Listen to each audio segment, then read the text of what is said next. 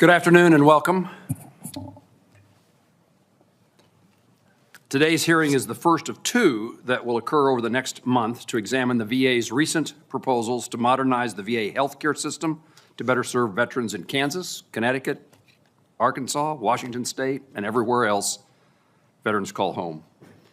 Today, specifically, we will examine the plan that the VA announced last month to restructure the Veterans Health Administration. The Restructure for Impact and Sustainability Effort, or RISE, represents the most significant reorganization of the VA's healthcare system since the 1990s. Once fully implemented over the next 2 years, RISE is designed to change how the VA manages and oversees the delivery of healthcare to veterans across the country. Our goal today is straightforward but serious, to examine how the VA arrived at this plan, how the VA will put this plan into place, and most importantly, how it will improve the quality, reliability, and accessibility of the VA healthcare system and lead to better experiences and outcomes for veterans who rely on it and for the VA staff who work within it. The department describes RISE as an effort to reduce bureaucracy and red tape, empower local leaders, standardize operations, strengthen accountability, better align VA resources and needs of VA patients and staff. These are important goals, and I commend the Secretary and his team for prioritizing them. Countless findings from this committee, the VA's Office of Inspector General, the Government Accountability Office, and others have detailed serious deficiencies within the VA healthcare system that RISE is intended to address. A decade ago, for example, a Government Accountability Office noted that, quote, recent internal and external reviews of Veterans Health Administration's operations have identified deficiencies in its organizational structure and recommended changes that would require significant restructuring to address, including eliminating and consolidating program offices and reducing VHA central office staff. That's from the Government Accountability Office. And in testimony last Congress, the Inspector General's office noted that the VA's current VISN structure, quote, did not ensure accountability and lacked clear, defined roles and standardized responsibilities, which could lead to deficient engagement with facility leaders and inconsistent oversight. At the same time, while reorganization can sound like a good thing, and often it can be, reorganization carries risks. I look forward for this committee to get a better understanding today of how the VA will mitigate those risks, measure success, and protect continuity of care during this transition. I also look forward to hearing how the VA will engage with veteran patients and their families, VA healthcare workers, community providers, veteran service organizations, and Congress about the changes moving forward. I've served on the VA committee with, my remarks say 8, but I'm told now it's 11 secretaries of Veterans Affairs. They all made promises to improve the bureaucracy, backlogs, implementation of VA care, and while they have made good faith efforts to do so, we continue to look for long-lasting, successful changes and improvements at the Department of Veterans Affairs. I look forward to the Secretary Collins making the case for why he thinks his plan will finally make lasting changes. I thank Secretary Collins and the other VA leaders for joining us today to discuss their important work and how we can all work together to make the Veterans Health Administration more worthy of the men and women it serves. With that, I yield to the ranking member, Senator Blumenthal, for his opening remarks. Thanks, Mr. Chairman. Welcome to Secretary Collins, to your team, and to all who are here today and perhaps listening by live stream. I want to begin by taking a moment to honor the memory of Alex Preddy. As I think all of you know, Alex was an intensive care nurse at the Minneapolis VA Medical Center, one of the most demanding jobs at the VA healthcare system, and he was one of the most dedicated of the staff who served our nation's heroes. By all indications, he dedicated his life to caring for others, particularly veterans. He wanted to make a difference, and he did, as evidenced by the countless coworkers, veterans, and families who have come forward with stories about his compassion and his positive impact on their lives. Alex loved his job. He loved his family. He loved his country. That's why he was on the streets of Minneapolis last Saturday morning. He was protesting and documenting what he saw, and many of us see, as unlawful and unnecessary assault on our communities. And after coming to the aid of someone who was assaulted, a woman who was struck by masked federal agents, he was pepper sprayed, tackled to the ground, beaten, and shot in the back multiple times while lying unarmed and posing no threat. As we come together today, I hope the memory of Alex Preddy will inspire us to do better for our veterans, for our country, and their families. Mr. Secretary, I appreciate your being here. I regard your appearance as overdue, if I may say so, with all due respect. I respect that there are ways to reduce our bureaucracy at VHA to improve the quality and timeliness of care for veterans, and I think you'll find support on both sides of the aisle for that goal. I have concerns about the potentially negative impacts of the reorganization on frontline employees and how restructuring the nation's largest healthcare system will be impossible without dedicated, experienced staff in human resources, IT, finance, resource management, operations, and clinical leadership. I want to know what the implications and the impact for those resources will be as a result of this reorganization. And I welcome this conversation. I really welcome your being here. And I will say, again, with all due respect, there has been too little conversation and too little responsiveness on the part of the VA to questions that have been asked on both sides of the aisle and requests for information that we have made. I hope we're turning over a leaf and beginning a new chapter. As you may know, I prepared a report on this first year with facts and figures about the results of cuts in workforce, cancellation of contracts, reduction in force, a lot of it the remnants of the DOGE deluge in its impact on the VA and so many other functions of government.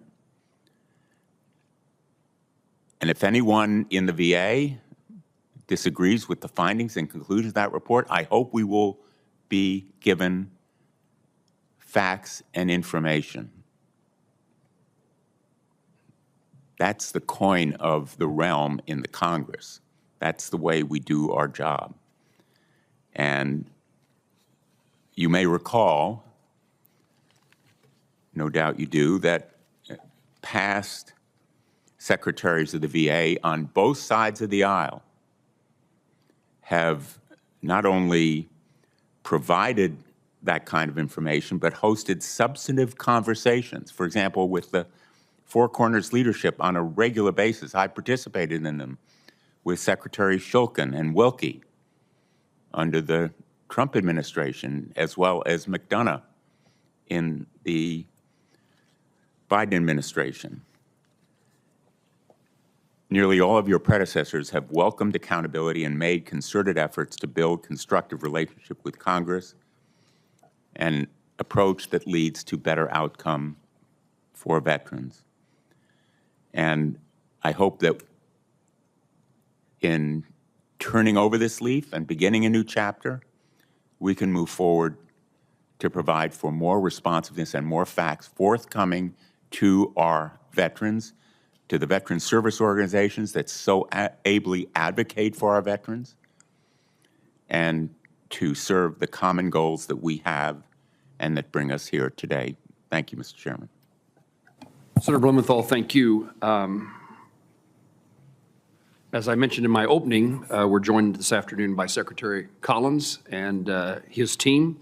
Accompanying him are the Honorable John Bartleman, Undersecretary for Health, Mr. Mark Egelbaum, Assistant Secretary for Human Resources and Administration, and Gregory Goins, the Acting Chief Operating Officer for the Veterans Health Administration. I appreciate you all being here. I'm glad that this hearing is taking place, and I'm glad that all members will have the opportunity to have a conversation and a discussion with you and your team, Mr. Secretary. And you are now recognized for 5 minutes, or perhaps as long as you take. Thank you, Mr. Chairman, and Mr. Ranking Member, and all the members who are here. And Mr. Ranking Member, it's good to be with you again. Yes, there's a lot of conversation I'm looking forward to having today and continuing that conversation. I do appreciate your tone, and I appreciate how my tone hopefully will be matching that as well as we go forward to get real answers for the solutions that we've been looking for a long time. So I do appreciate that, and with the other members of the committee as well, that we can do that. But before I begin, I want to express my deepest sympathies to the family and colleagues of Minneapolis VA Medical Center nurse Alex Preddy. As you know, the death is currently under investigation. VA is not involved in that investigation. Neither I nor my fellow panelists are really able to give additional details at this time. And in this troubling time, I just want to make that very clear to this committee, and also in the words that you said, Mr. Ranking Member, as well, echoing the this going through our medical center, and we're going to continue to be and lift the family up in our prayers with that. But the reason I'm here today is also what you and the chairman have talked about, and that is addressing a lot of things that have been coming up over the years on discussion of how we can reorganize VHA to do what it's supposed to do and take care of veterans. Put the veteran first. There's been a lot of misleading and inaccurate descriptions of how we're doing this effort. But first off, let me just state this is not a reduction in force. This is not an effort to diminish direct care for veterans. This is a reorganization that will eliminate the glut of VA administrative overhead and push more resources directly into the field. The chairman made a statement just a minute ago that is so true that I found that we didn't act like. And I didn't even have this knowledge when I first got onto the job until I actually got in and started visiting over 30 states and looking at over 70 facilities, that we're the largest healthcare provider in the country, but yet we didn't act like it. We didn't act like the largest healthcare provider in the world in many ways because we were trapped internally into our own policies, procedures, things that have been added on, none which added up to taking care of veterans, but ended up taking care of the VA itself. And I think that's really where we had to start, is asking them. Many of the things that we're going to talk about today came from OIG reports, GAO reports. It came from Congress. Many of you, we went back over testimony over the years and looked at what Congress has said about how is the organization balanced, how is it made. Chairman Moran's own comments, also the comments on both sides of the aisle on how we can make it better for the veteran itself. But we've also listened to VSOs, taking into their account all throughout the year and looking at them and saying, how are you on the front line with your own membership seeing what is happening in our hospitals? This is where you get the information. It's not many times in seeing a cold report. It's actually being in the field and talking to the executive directors of these hospitals to say, what do you actually need, and listening to members. Senator Hassan, as we had when we went and visited together, you see a lot of good stuff when you're there, and that filter is what I've tried to break down.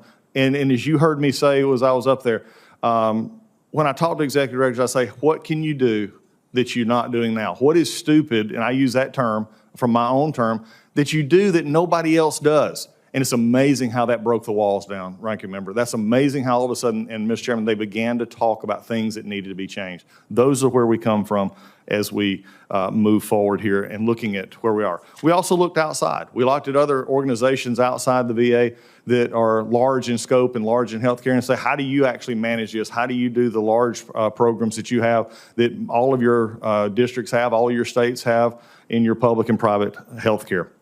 Now, what we found was the VHA needs reorganization and reform, and that's exactly what we're doing. Here are the goals: improve healthcare quality for veterans, empower local hospital directors, eliminate duplicative layers of bureaucracy, ensure consistent application of VA policies across all department medical facilities.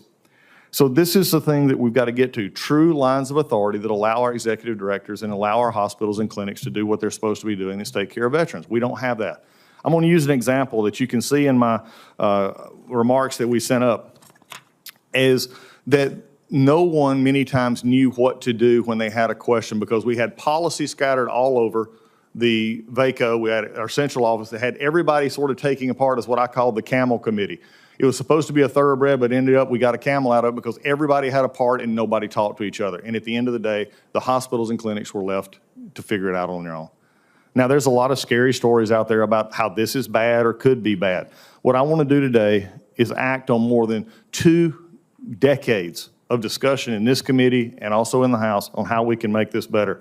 We've done some really good things this year. We've reduced, Mr. Chairman, you talked about backlog. We've reduced it over 60% from 260,000 down to 100. By the way, as is discussed, the appeals on that are still in line with the increase in actual backlog being taken down to actual appeals is within line of what you would expect with a normal increase in decisions made. We've eliminated the backlog for veterans' families for health care. We've opened 25 new health care facilities, and we're permanently housing 52,000 homeless veterans. I look forward to a great discussion today. I believe this is generational change. I believe this is something that both sides can agree on and find ways to move forward, and I look forward to providing any information. As I said earlier, though, I do have the folks with me today that I want to emphasize with our Undersecretary of Health, John Bartram, with our Mark Engelbaum, with our HR, and also our Chief Operating Officer right now, Greg Goins, who has been with the department for 13 years. He overlaps everything that has been done, and he can tell from past history how this was tried to be played out in its beginning. So with this, we got a lot of help. I brought a lot of help because I wanted you to have all the information that you need. And with that, Mr. Chairman, I'll yield back. Mr. Secretary, thank you. We'll now have a round of questions, and I'll begin those questions. First of all, one of the experiences I've had over a long period of time is I have occasionally been able to get the Department of Veterans Affairs' attention on a particular veteran and his or her problem that needs to be addressed. I've also, from time to time, been able to encourage and been assured by the VA that certain policy changes that made no sense to me and to others were being corrected. In both instances, I want to indicate that the end result is not the result I was totally looking for. And so fixing a veteran's problem never meant it fixed anybody else's problem who may have had the same circumstances. So that's one. And then policy changes, I discovered that the VA, the Secretary, and others would tell me that, no, we've changed that policy, but only to go home to find out that no one in the VISN, no one in the hospital knew about the change in the policy. Will your reorganization address and solve those kind of problems? Mr. Chairman, I couldn't have done it better in 1 minute to describe why we're doing what we're doing. You've just described it from every member on this panel and every member that's not on this panel, is finding a solution to the individual problem that should solve a policy problem but does not. And that's why we actually have the problem that developed in this over time. And I'm not going to go back to any prior secretary or even prior administration, both Democrat or Republican. I think there were good intentions all along. But when you get an internal growth and you have a department so large that they can't basically move because of internal frameworks, this is where we get the problems. I would like to, Mr. Chairman, I want to address Greg Goins, who's been a member almost 14 years in the VA, working at a VISN level, working at a hospital level. Greg can talk about how what you just talked about was so difficult when you had policy taken in one place and never applied in the hospital level. Thank you. Yeah, thank you, Mr. Secretary. So in my time as a medical center director and also a VISN director, now in this role as an operations officer for VHA, it's very clear that there's a lot of silos within our organization, and that ultimately creates a lot of disconnect, both between what's actually drafted in policy and also the guidance that's being given from those subject matter experts. And so as a result, it's very common in current state of affairs for a frontline worker to be engaged with a veteran and have a challenge with something that might be written in policy or something that might have been given in guidance. And when they try to get clarity on that, they might get 5 or 6 different answers depending on who they go to, between the program offices, the VISNs, even their medical center director. This new organizational structure creates a new element that does not exist currently, a medical operations center. That medical operations center's focus is to take policy from the DC level and interpret it so that there is one application to the way in which that should be implemented. Nothing pains me more than when I'm serving a fellow veteran and I get a call, maybe it's from you or somebody on your staff or maybe somebody in VACO, and I need to address the challenge that individual veteran has, but the pain that I have knowing that this could happen to someone else. This organizational structure change, this management redesign is going to allow us to create continuity from the top all the way to the front line and allow us to flag those type of events proactively so that the communication to the field is consistent so that we fix those things and escalate them real time. Thank you for that answer. One of the aspects of reorganization that you are addressing are the VISNs. It took me a long time to learn that the VISN was not really supervising the hospitals with direction or capability, responsibility for doing so. I always, in my early days, assumed that the VISN was the overall arching leadership when it came to the hospitals within that VISN. Your RISE Act indicates that we will reduce the number of VISNs from 18 to 5. VISNs, just the reduction in and of themselves, is insufficient unless the VISNs have purpose and meaning, relevance. What problem is the consolidation of VISNs under RISE intended to solve? How will specific roles and responsibilities of the VISNs change once RISE is implemented? And what benchmarks will the VA and this committee be able to use to evaluate whether the new VISN system is resulting in better outcomes? Mr. Chairman, just real quickly on that, that was part of the problem. We had a VISN structure that was not, in fact, there's an article today out of Georgia, my home state, of Dublin VA Center, in which it showed the inadequacy of the VISN system in seeing a problem but not acting on a problem, and that was a policy decision and the way this happens. John Bartram is our new Undersecretary of Health who will be actually over this. What we've actually done is we've taken the 5 divisions, then also added HSAs who then can actually do more market-centered for your rural hospitals, your urban hospitals. They're more directed into how they can actually help those hospitals and give them better direction, while the VISN level is now concerned with actual implementation and management of that. And I want the Undersecretary to discuss Secretary that. Bartum? Yeah, sir, thank you for this opportunity. I really look forward to implementing this change across the department. But the scope of the VISN directors, as you're talking about, is too broad.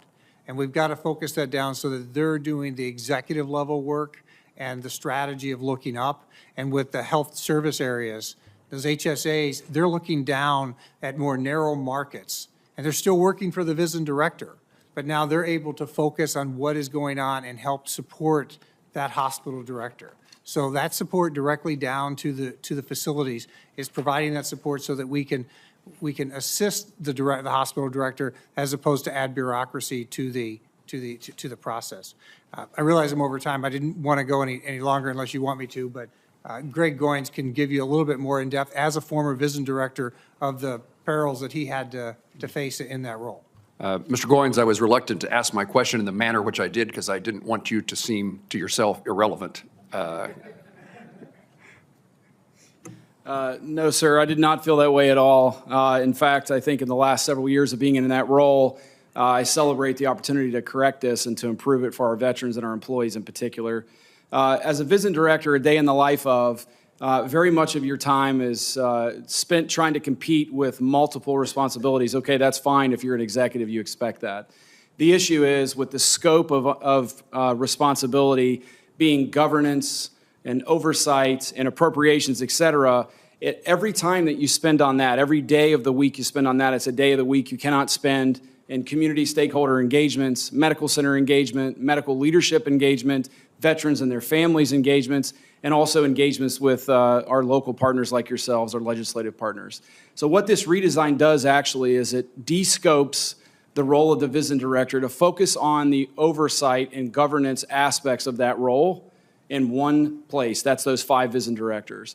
Then we have these new elements within each VISN called health service areas, and those health service area directors, their sole responsibility is to focus on the day-to-day interactions with the medical centers and their leadership teams, along with all those community stakeholders I mentioned. It gives them an ability to understand real-time the challenges that are happening in the facility and also work real-time with those facility directors and their teams to resolve those challenges without having to go up and down the chain of command.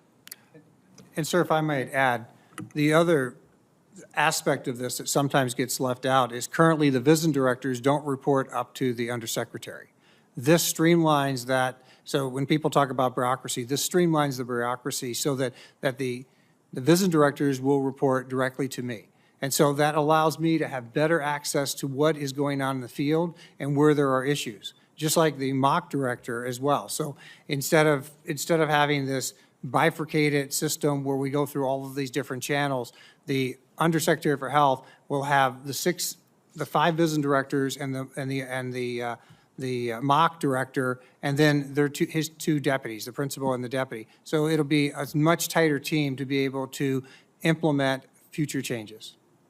You're all for your answers. Senator Blumenthal. 5-minute round. Yeah, well, Senator Blumenthal asked the question of the 5-minute rounds. They are from now on. I've been there, Senator. Thanks, Mr. Chairman. Mr. Secretary, as you may recall, Congress provided an additional $6 billion, with a B, $6 billion in fiscal year 2025 for the VA to meet the higher than expected costs and demand for VA health care. That funding was supposed to be spent on additional providers, community care utilization, rising costs for prescriptions, and prosthetic devices. My understanding is that almost all of that $6 billion was used to cover the cost of the cuts in staff, deferred resignation program, and voluntary early retirement that included paying out vacation time to employees who were paid to stay home and not work. Can you provide this committee with a full accounting of the $6 billion, which I think is very important because apparently it was used to push out essential VA healthcare providers rather than sustaining VA medical operation as we intended? I know you may not be able to do it right here, but I would like an accounting of that $6 billion, hopefully within the next week. Mr. Ranking Member, sure that we'll look at it and get through the numbers of that. Richard Topping, my OM, is here, and we'll get you that information. But I will rest assured, one of the part that I would just take a little bit of umbrage is nothing was used to push anyone out in that regard. These are all Well, rather than voluntary going issues, but I will into the get that. rhetoric, I Yeah. want the numbers. You get the numbers. And talking about numbers, my understanding is that more than 40,000 employees have left the VA since last January. Can you provide this committee with a detailed, updated workforce compilation of data, the number of staff who've left the VA since January 2025, broken down by facility and position, and the list of positions and vacancies each facility plans to cut based on the caps that you set late last year? Mr. Ranking Member, number one, there's no, we'll deal with the caps as you find it's best. That's why Mark Engelbaum is here from Human Resources, who'll be happy to answer that question. Well, We will get you we'll get you information. That's not a problem. I want to make sure I get you from me. Yes, we'll get you the information. But I think it's good not only for this public to hear, but also for you to hear what it is actually the numbers from HR on this. You have numbers, sir? Yes, Senator, and we'll provide you the numbers and position Thank level you. detail. For clarification, we reduced about 30,000 personnel, not 40,000. The 40,000 is the total losses, sir. We actually The total losses, I understand that you've 30,000. hired people since then, but not necessarily for the same positions. That's why I want the breakdown. We've asked for it repeatedly, sir. We have not received it. I'm asking again in this forum. I shouldn't have to do so, but I welcome your willingness to provide this information.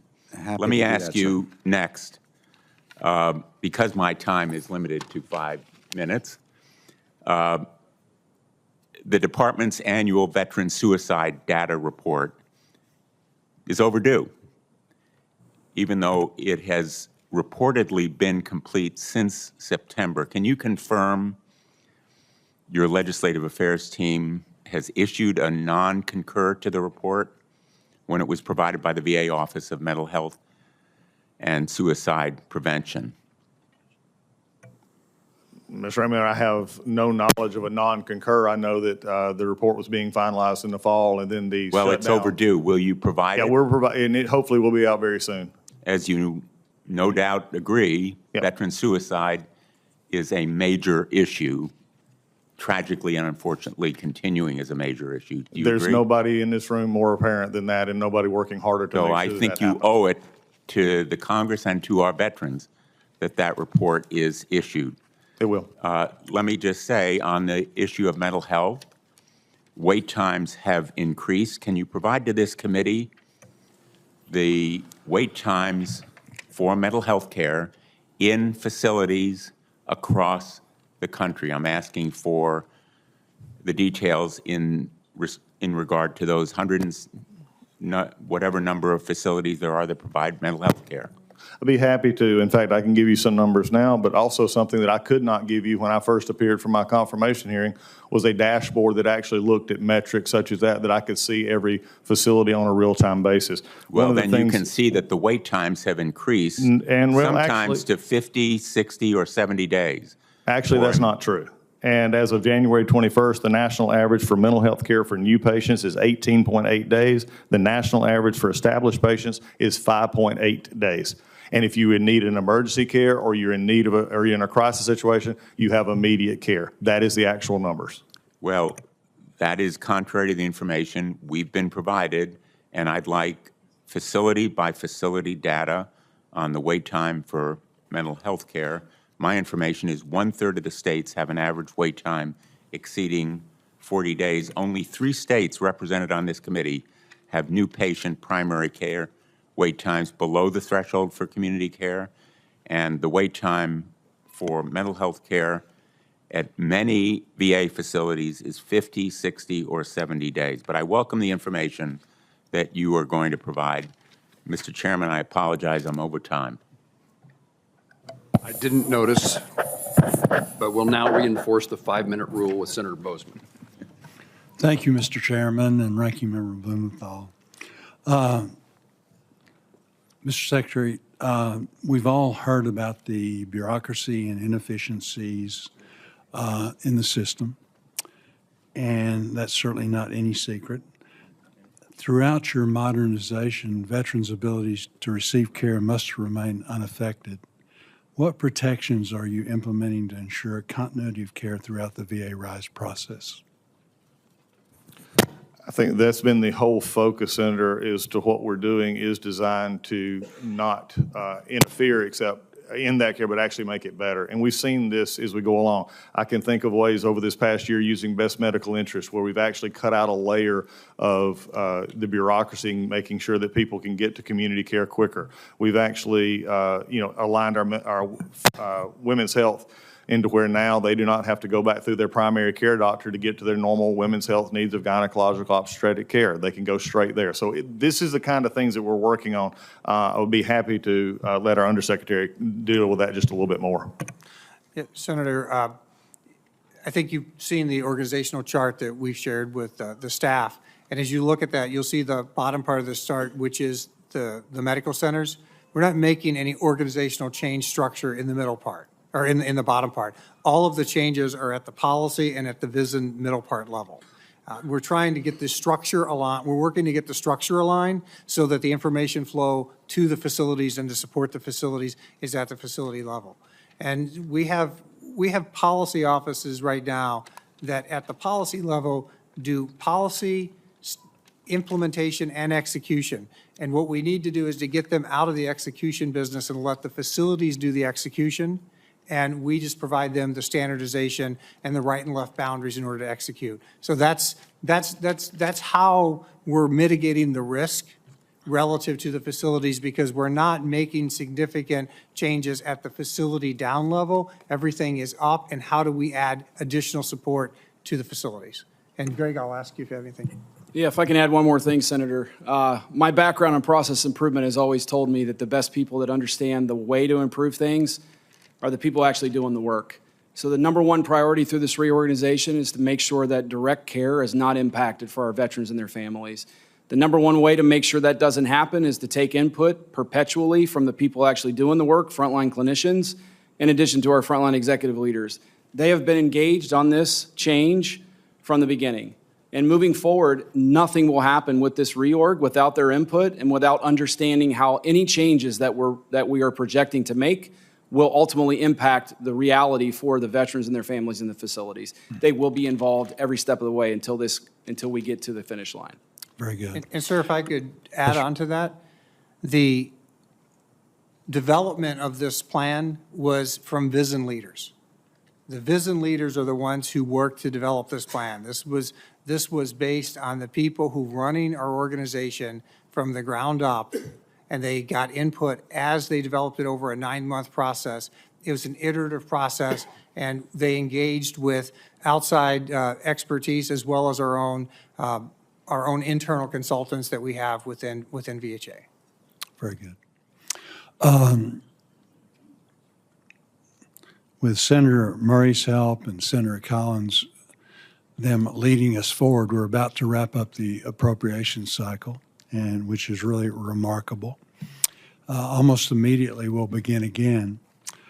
Do you currently have the necessary funding authorities to execute VA RISE, or is it going to need some additional help in that regard? Senator, yes, we do. And we're, looking ahead for our fiscal 26 budget. We appreciate the numbers that have been given to us. We appreciate Senator Murray, you, and others in the Four Corners. We've had these discussions. We had some discussions early on concerning some transfer issues, which I think we worked out. And I do appreciate the Appropriations Committee's concern there, and it was taken to heart on our concern. We are currently allocated at fiscal year 26 community care appropriations at $50,174,000,000. We are budgeting to that, and we do believe that we'll be able to make that. And also, we appreciate the input that we got from the Four Corners on other information there as well.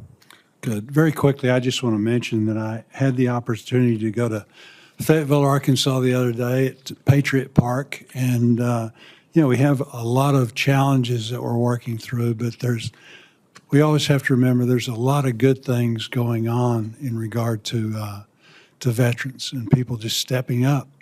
This is a great public-private partnership that's come together that is going to offer very affordable housing for our veterans and should be completed in the next few months. And hopefully we'll get you out there, Mr. Secretary, and maybe some of the rest of you to really see a project that we can all be very, very proud of.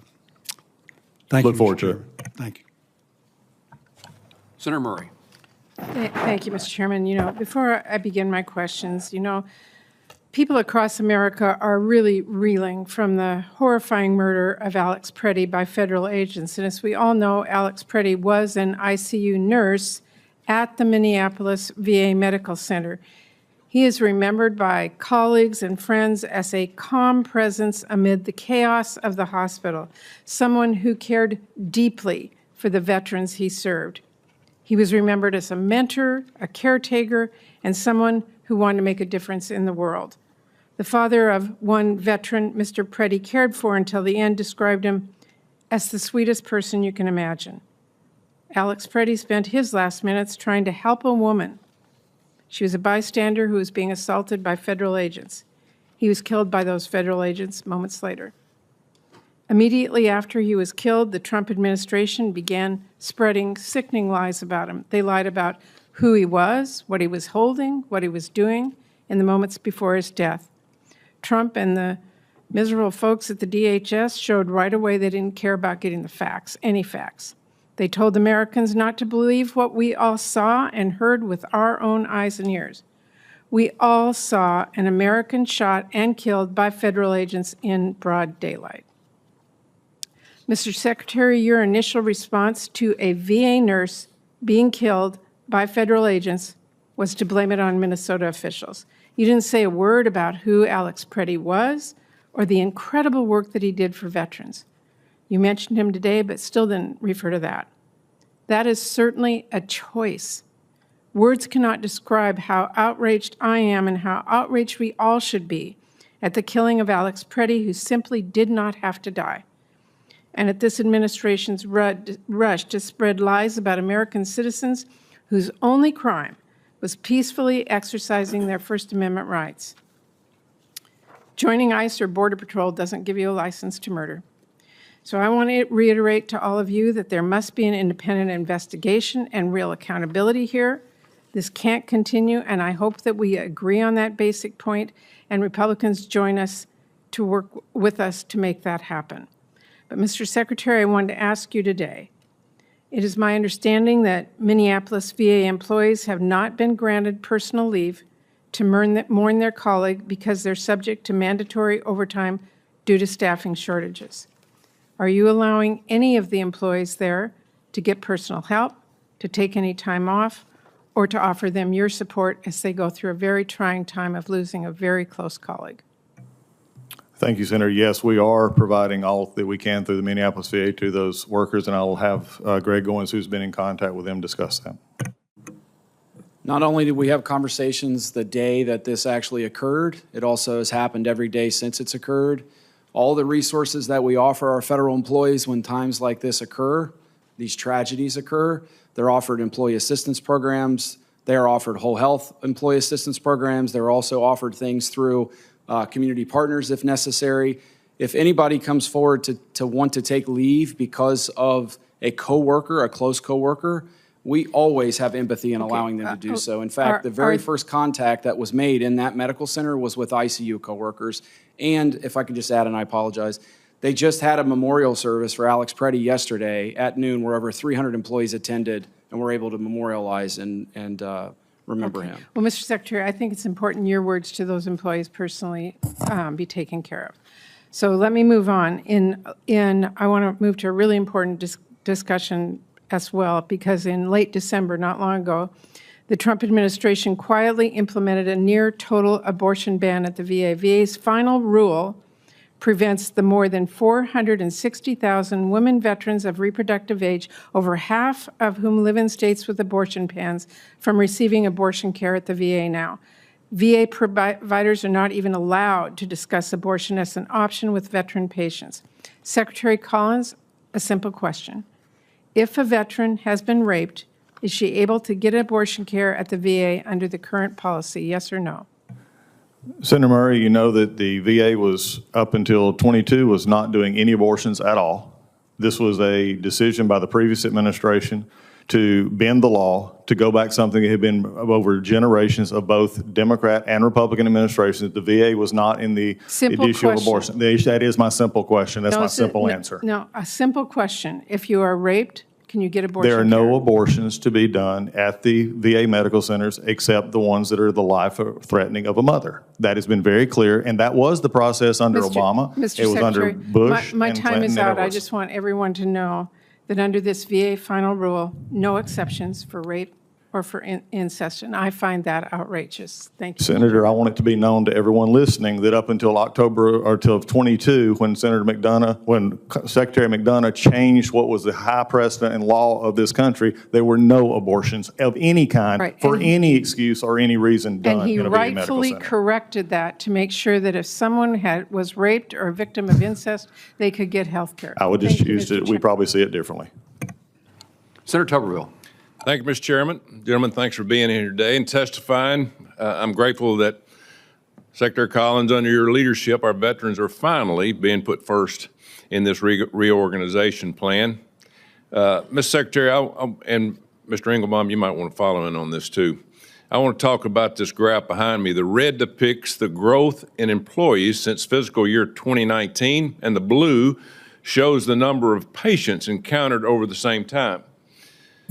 Between those 5 years, there was a 14% increase in the VHA employees, but only a 6% increase in patient encounters. Mr. Secretary, my colleagues across the aisle are saying right size in the VA hurts veterans, but this graph doesn't support that. To me, it looks like we're overhired and you're simply rebalancing the books to put more money towards our veterans. Is this correct? Senator, you are correct. And I think one of the things that we've looked at in this whole organization is for example, I have a sheet here listing out a hospital that had a 33% FTE growth while only a 14% patient encounter growth. We had a 24% growth in FTE and a -6 in patient encounters. This is what we've seen. Mr. Engelbaum can explain that a little bit further. Thank you, Senator, and I'll tag team with Mr. Goins a little bit on this, but this is exactly what I said as I initially came on. I've always believed and firmly believed that the VA has provided wonderful medical care. What we haven't done is done that in a cost-effective manner. that's actually done more effectively. And the idea that throwing more employees at something actually increases our effectiveness is actually counter to what reality is. You've got more bureaucracy, more overhead that actually leads to slowing down, and it actually removes folks from actually supporting our veterans. So we've been committed from the outset to do that, to reduce that, to bring that back into balance, and that's what we've done. We stated from the outset, and we looked at our reductions, but that is always tied to veteran care. We are committed to veteran care. We are committed to reducing bureaucracy and making sure that we enforce where that as our standard, not just numbers of people that are employed by the Veterans Administration. Thank you. Senator Tupper, could we get Greg Goins on this? Okay. Because he actually had to experience this in the field over the past few years. So there's a couple of reasons why this is really important, Senator. One, we don't have a direct connection between workload and the number of resources we assign generally as an enterprise. That creates a tremendous imbalance where we offer people resources in the facilities, and it ends up becoming a wish list that's not directly connected to the actual demand that the veterans and their families have in that system. The reason that's so important on an enterprise level is when we open a new clinic or an HCC, a healthcare center like in Fredericksburg, Virginia, and we need to add a lot of resources there because it's a new organic location to serve a growing veteran population, we don't have the ability to look at them and say, here are the resources. We ask them to take it out of Hyde. I have to look at a network director and say, you got a new clinic coming on board, figure out where to get the resources, because we factually have not looked at the places where we are losing veterans and tried to right-size the workforce to match the demand. So what we saw at the beginning of COVID is a massive ramp up in resources because we didn't know what the demand was going to be, and I understand that. The same thing happened in the private sector. We did the same thing when the PACT Act came along in anticipation of an increased demand. Frankly, that did not fully realize. We saw more reliance, but not a full workload increase like we might expect. What happened in the private sector post-COVID is they went and laid off workers, and I'm happy we don't do that. However, what we've got to do is understand our organization cannot withstand over time and be sustained with a 14% increase of personnel to support a 6% increase in workload over that same period. It's unsustainable and it's not right for the taxpayers. Thank you. I got two questions. I'm going to put them into one, but they're very different because you'll cut me off if I don't ask them at the same time. Number one, my state of Alabama, we're 40, I think all over the country, 42% community care. Where does this fit in your reorganization? Because we have to have it. And number two is we need more domestic-made drugs in the VA. And we got people that can do it. But let's start treating our veterans with domestic-made drugs. Go ahead. Yeah, Senator, thanks for that. Community care is a huge part, and it's also most everybody that's been in Congress for any time voted for this, and it's the law that we have to make community care available. It is a balance out. We're seeing that in our different states. Some use it a little more depending on. And remember, I have to also make sure when anybody complains about a wait time for community care, that is the doctors in the community that are causing that, not me. I mean, so we have to look at that. So, but community care is important. The new contract that we have, CCN contract, Next Gen contract, is going to help us with third-party administrators going forward as we look at this. So I think that's going to address your needs and concerns, and making sure this administration in particular has looked at our supply chains and supply lines so that we can have more American-made products so that we're not caught behind. Yeah, one thing about community care, I have complaints about community care, hospitals, and the VA's communicating. They've got to communicate better.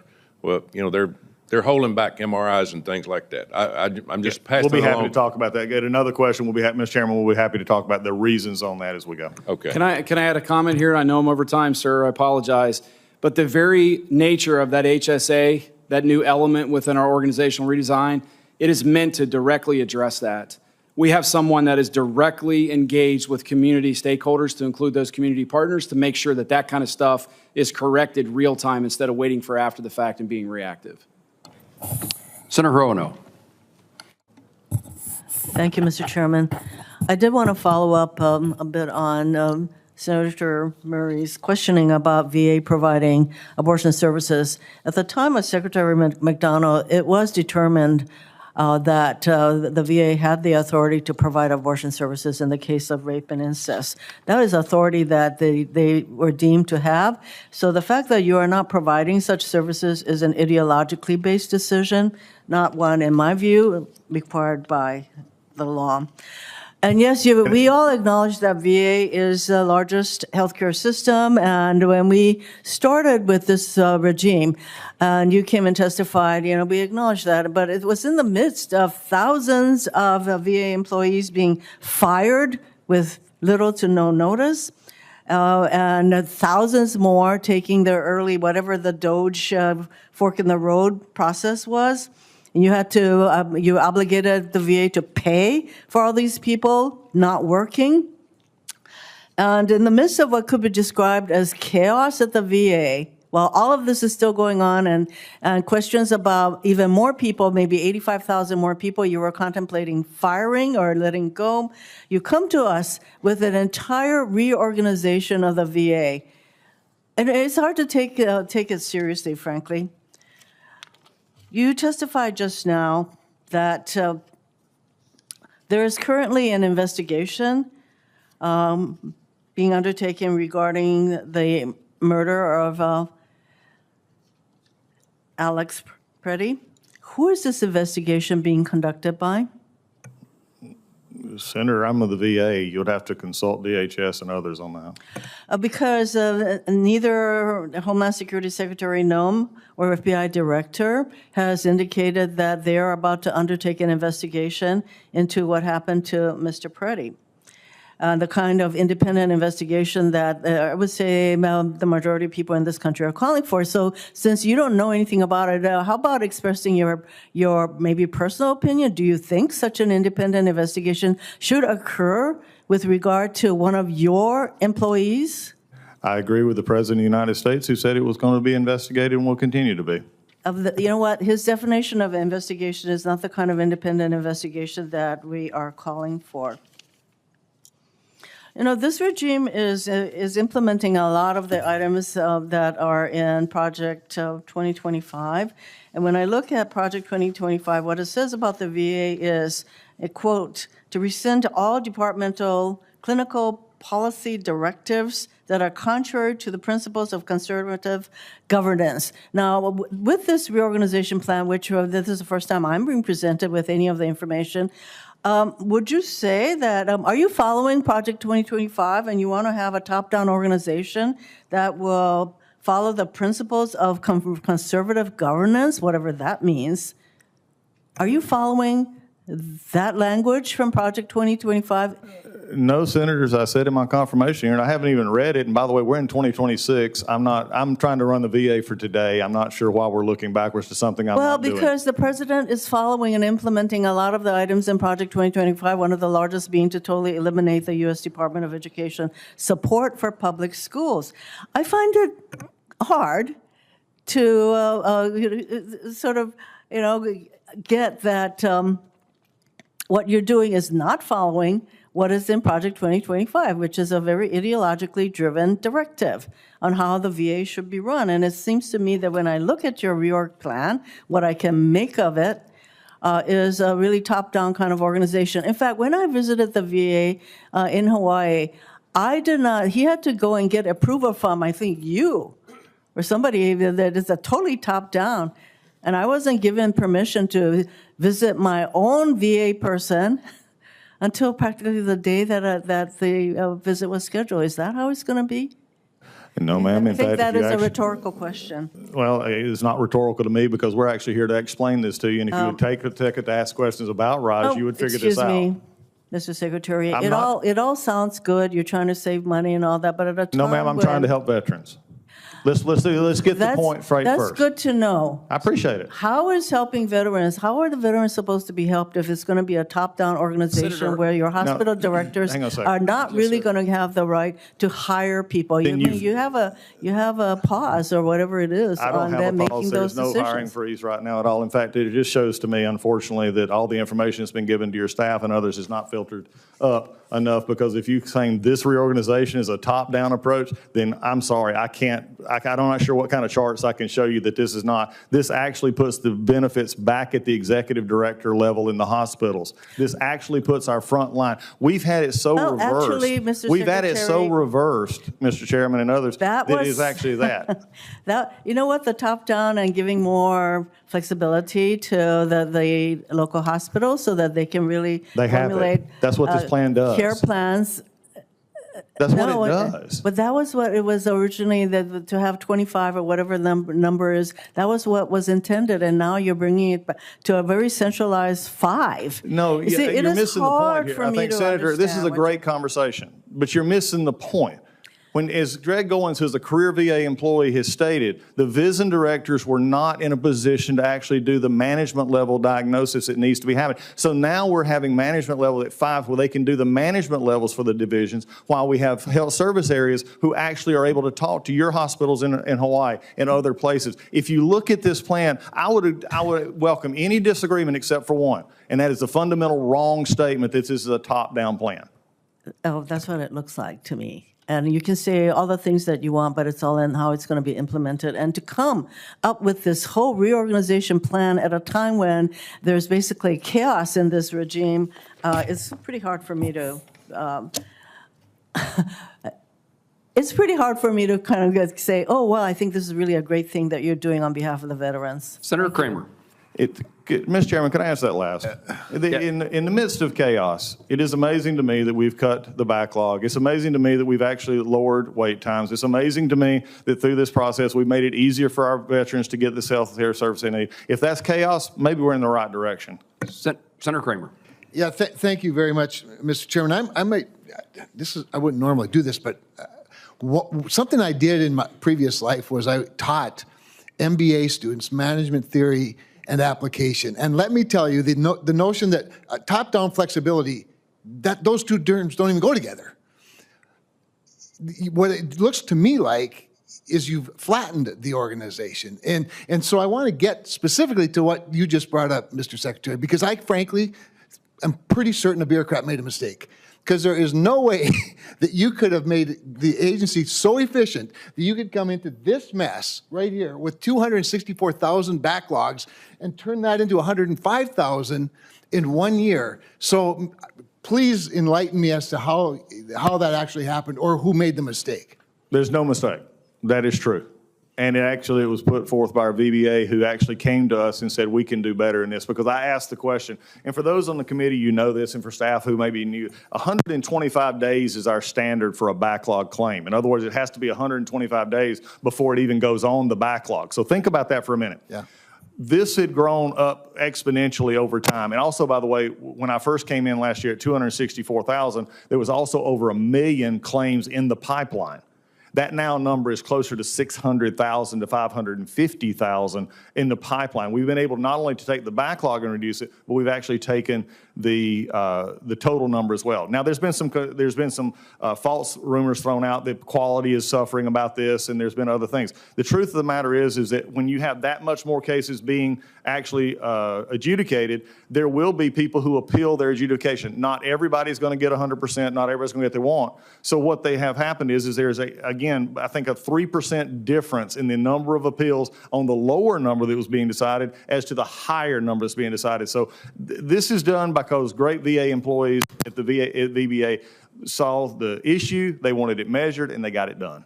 Well, I know this. If I'm really critically ill, if I'm sick, waiting 125 days to meet to see a doctor is not an enhancement in quality of care. Yeah, this is their benefits to get there. Oh, their yes. benefits. Yeah, the benefit side, and this one is one that everybody looks at to start with. Sure. So it's our But it kind of amounts to the same thing in the end. If you have the uncertainty, the angst, the anxiety of not knowing whether you're getting your benefits, and you wait 125 days, that adds to the problem, not the solution. Can I share you something? It's even more, and I want this understanding. Again, this doesn't have to do with the reorganization we're doing now, but you need to hear, and the whole committee, I want to hear this, that we've been able to take this number not only down to 100,000, which we're going down even further, but average days to complete. That means how long did it take somebody to file a claim and get it completed? Was it 135 days last January?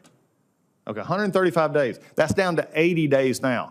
And my staff tells me that if we can work with the Department of War to get the files transferred quicker from DOD, we could actually see legitimately within this year a 30 to 35-day turnaround time on disability claim. That's a win for veterans. I love it. Okay, I need to make another point and ask a couple more questions with my next chart here. And that, you know, we've heard a lot of these insinuations about how right-sizing the VA is forcing or pushing veterans out to community or to community care. But I want to point to this board that we create. I think it's 25 VA clinics have opened since January 20th of last year. So once again, so backlogs are down, employee numbers evidently are down, and yet there's 25 more VA clinics. I mean, again, did somebody make a mistake, or how did you pull this off? No, I think it's just, you know, like I said a few minutes ago, and I don't mean this to be anything, but if this is disorganization and chaos, then I want to see more of this, because we're opening the clinics. And go ahead. Well, I want to point to the rectangular blank spot in the middle of the North American continent called North Dakota. Okay, there are two new ones there, one in Williston and one in Grand Forks. Now, the beauty of that is that those two communities are 333 miles apart, just so you know. 333 miles, and that's just straight across. In other words, there's a lot of space between those, which gets to my point of the legislation that Senator Sheehy and I have introduced to incorporate critical access hospitals, of which we have 37, and I will show you a larger map of just of North Dakota so you can see where they are. I just, you know, we have all these communities far from a CBOC or a hospital. We would, as you know, in our legislation, like to utilize these critical access hospitals in a more efficient way that both makes them better and provides better care to that local veteran. Senator, we're on board with you. I agree with that asset, and that's one of the things we're looking for, is to partner with rural hospitals. Real briefly, our Undersecretary, is this a passion project for him? I want to address that because it is something we see needed. Also, Senator Duckworth actually brought this up a long time ago about co-locating some of these facilities, and I agree completely with you on that.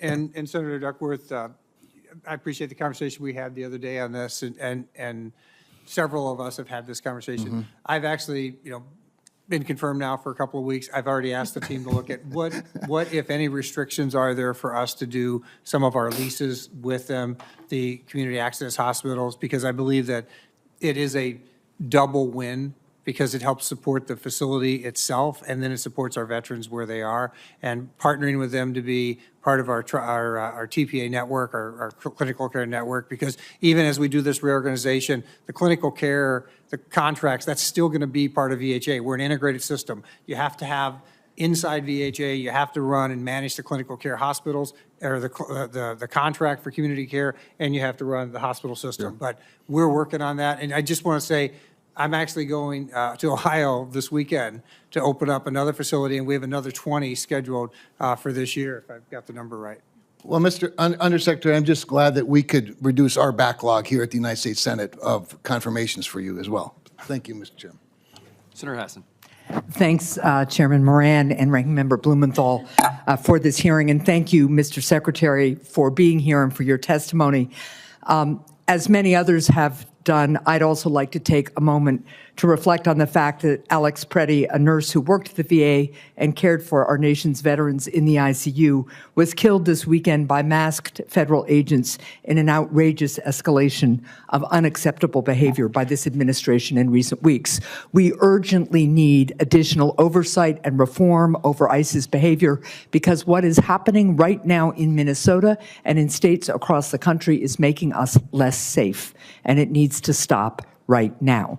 So I hope my colleagues on the other side of the aisle will work with us to keep the government funded and protect basic American freedoms.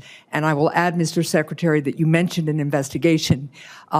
When there are officer-involved shootings in any other law enforcement agency in this country, pretty much local or state, the officers involved are put on administrative leave, and an outside agency comes and does the investigation. So those things need to happen. The roving patrols need to get out of Minnesota while they mourn these deaths and while the investigation is pending. Now, Secretary Collins comes to the business of today. I'm going to ask you a question that I asked a VA official who came before this committee in December, and I'm hoping that you'll have more information to provide than he did. Last May, President Trump signed an executive order that required you to direct a feasibility study and create an action plan regarding bringing a full-service VA hospital to New Hampshire. The action plan was due to the president last November. In a November 20th letter, my New Hampshire colleagues and I asked you to make that action plan publicly available by December 1st so that my constituents can review it and give their input. Secretary Collins, when will this action plan be made available for Granite Staters to look at and provide feedback?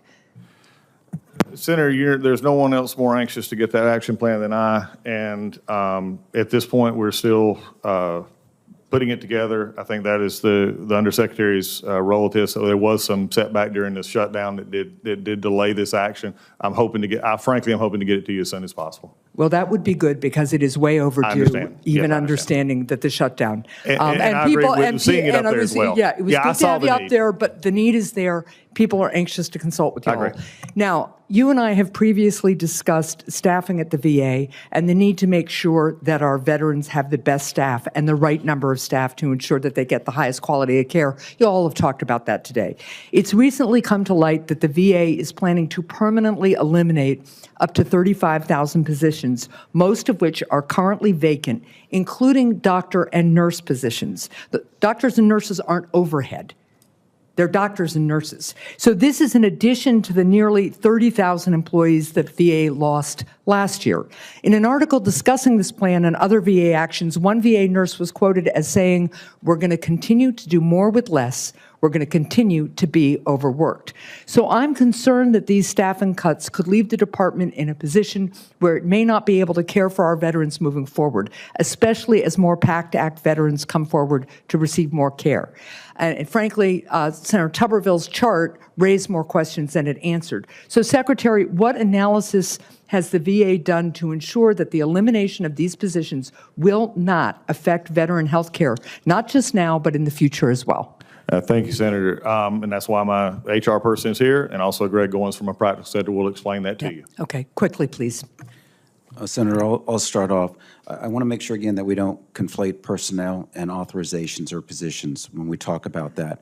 When we talk about that, and Mr. Goins mentioned a little earlier, for years we've had a process. Congress, you yourselves have been asking us for years to produce a unit manning document to provide position numbers, structure, how we're organized. The VA hasn't done that. I'm just trying to, sir, I'm running out of time and I have one more question. So Sure. I'm just trying to understand what the process is. We have a very detailed process. We put this in the hand of our operators, the VHA, who determine the requirements.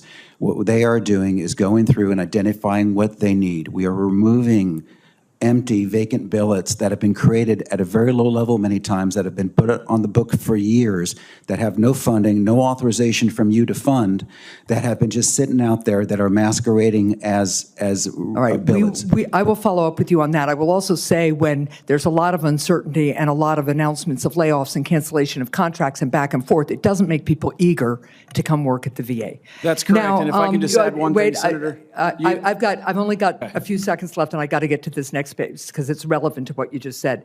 As part of the changes that VA is undergoing, I understand that you're also looking at placing caps on the number of employees that each VISN can hire. That was something that was confirmed during committee discussions in preparation for this hearing. So I'm concerned that these caps will affect the number of employees that can be hired for new or expanded VA facilities, like a new hospital in New Hampshire. So, Mr. Secretary, will you commit to hiring more staff to support the expanded care and services that will be available for Granite Staters, we hope, when this full-service hospital finally comes online? Yeah, I would be happy to let Greg answer that because he's actually had experience with what you're just talking Okay. about.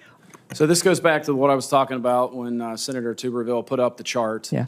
We have never had a strategic approach to enterprise resource allocation to do exactly what you're asking for. The reason that we have asked our operators in the field, and that's our medical center directors and their executive leadership teams, to evaluate people on board and number of vacancies, whether they're in recruitment or not. So yes or no, caps on number, because look, I've managed large organizations too, right? Yes. And here's the deal. You analyze from the bottom up. You don't put arbitrary caps from the top down.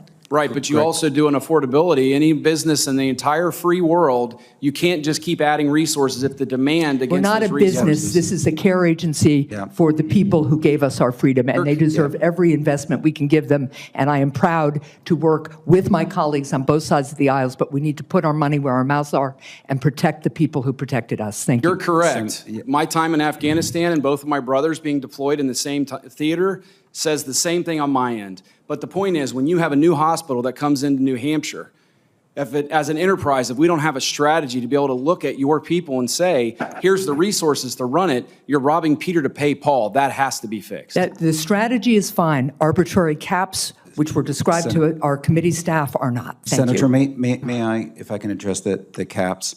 When we talk about it, and I mentioned before, we didn't have a unit manning document, and I know this a little bit in the weeds, but what we had to do is start creating that. How do you create your structure, to what Mr. Goins was saying?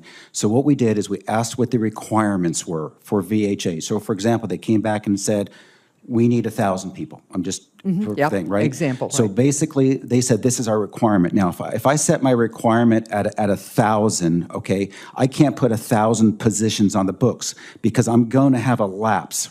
That lapse rate is somewhere generally between 7 and 9%. Right. So what we did is we took their requirement, which is, let's say, 1,000. We inflated that by about 9% for VHA to say this is now your UMD, so we can create an initial UMD. That cap was set at the requested authorization by VHA to do their mission. Thank you for the clarification. I'll follow up with you because what's really important here, obviously, and I will take you all at your word, is that we have the services and the care for veterans that we need. Yes, Senator. And look, you guys got off to a start where you did you announced a huge number of layoffs, a huge number of cancellations, and we couldn't get any information about any process behind it. So you're at a trust deficit with us right now. Senator Sullivan. Thank you, Mr. Chairman. And Mr. Secretary and your team, I want to begin by thanking you on the focus that you're bringing to our veterans. In particular, I appreciate the shortening of wait times for access to health care.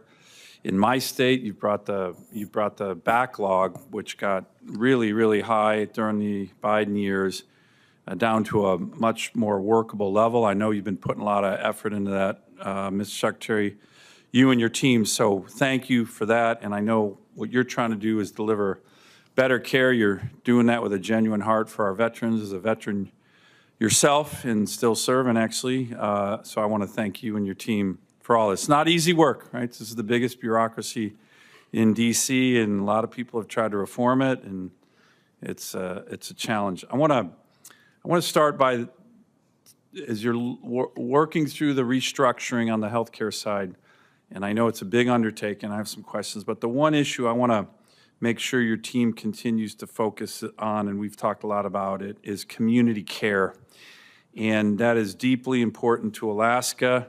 As you know, Alaska has direct access to community care because of a provision I included in the 2018 Mission Act. And a lot of the VA, if they're not VA officials in Alaska, they don't get that, right? They don't remember that. The provision applies to states without a full-service VA hospital. That's Alaska, it's New Hampshire, and I believe now Hawaii. I'm not sure what the status of Hawaii is. And so that's just in the law. And during the Biden administration, there was an internal memo which tied bonuses to keeping veterans inside the VA system. Now, look, I have no objection to veterans receiving care within the VA system when that works. But as you know, Mr. Secretary, in my state, it doesn't always work. And the law says, hey, the veteran can go out and get community care, period. That's end of the story. So how are you making sure that we, as you're doing the reforms, that you're going to still focus on community care, because it's really important, and the last administration tried to put their thumb on the scale on that, even though the law said my veterans get to go into the community to get it because we don't have a full-service hospital. And by the way, we got more veterans per capita in any state in the country in Alaska. Yep.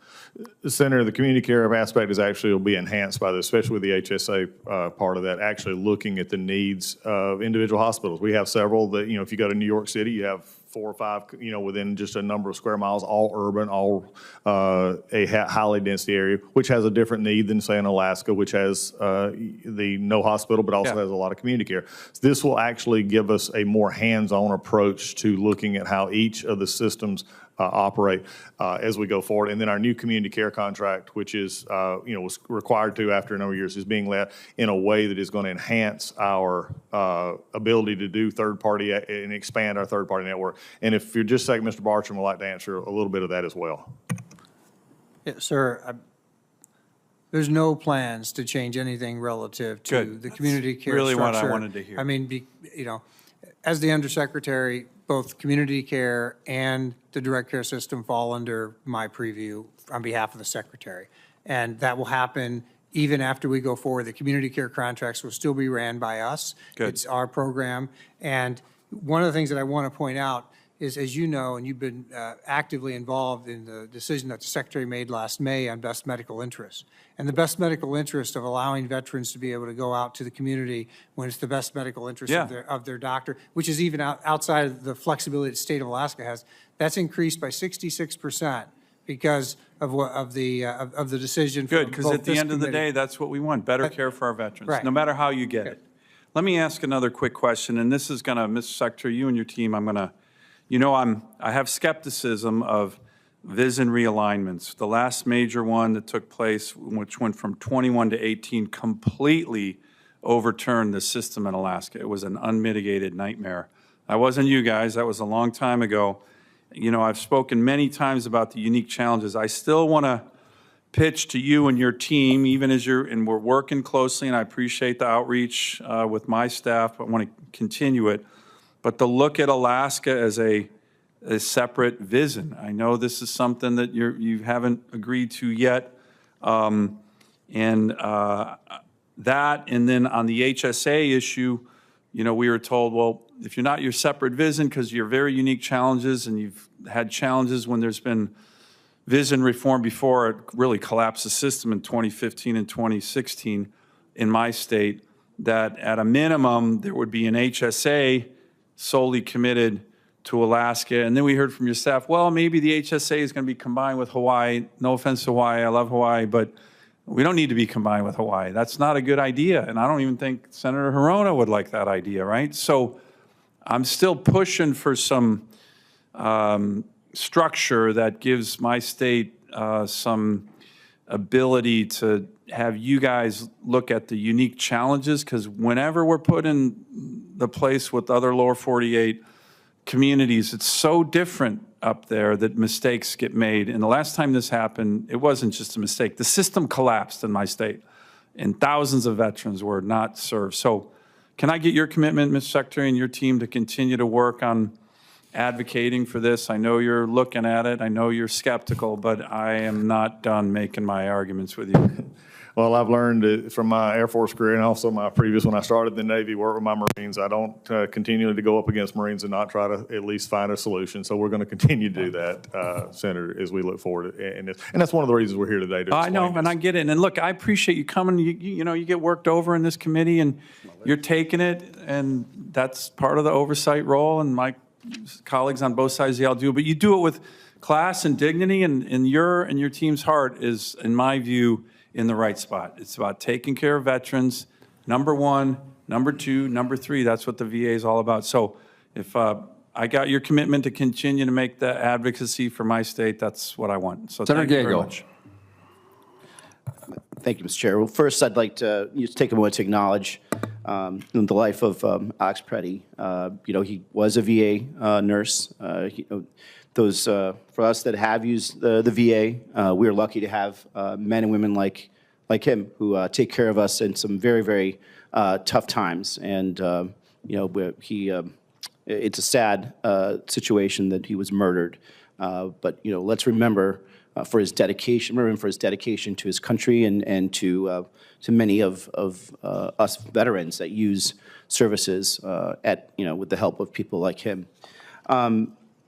moving into Arizona, where I worry about my veterans there, there's a new 30,000 square foot VA medical facility in Yuma, set to open by summer of 2027. We talk about overrepresentation of veterans. That's a big community there, and it's rural also.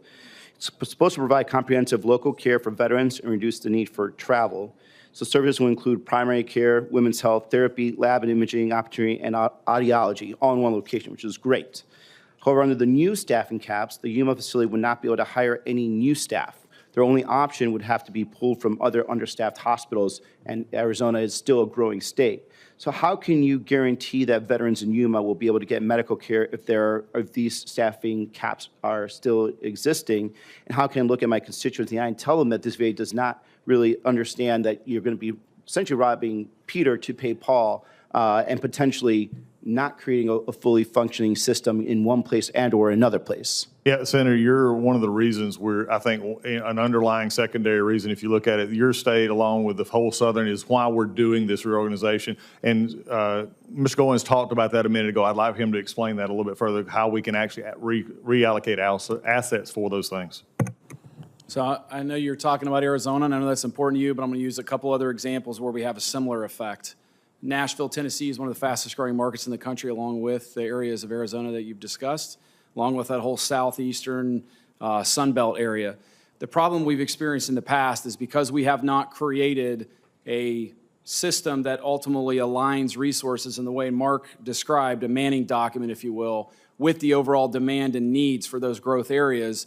We have created pockets where we have far too many, in theory, resources. We've got to take our time to make sure that those are allocated appropriately on an enterprise level so that we can then reallocate resources in places where veterans are moving. And we know that happens to be in that same market. Veterans are a microcosm of society.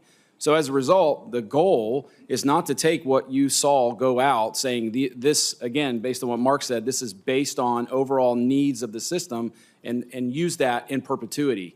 Over time, that changes. And if we see a higher need in a market like Arizona or Nashville, et cetera, some of those high growth markets, then the expectation is as an enterprise, we don't ask local markets to rob Peter to pay Paul. It's about assigning resources. So, and just to further that, the question is an issue of timeliness then, because it's good in theory, but then, government's not known for making decisions quickly, nor big bureaucracies. So, we're going to be opening up that VA facility. At the same time, you're starting this new process. And what I fear is there's going to be just an absolute drop of that. Now, moving on, kind of also related to that. So as of 2 weeks ago, the average wait time for new VA patients for individual mental health appointments in Arizona was 51 days.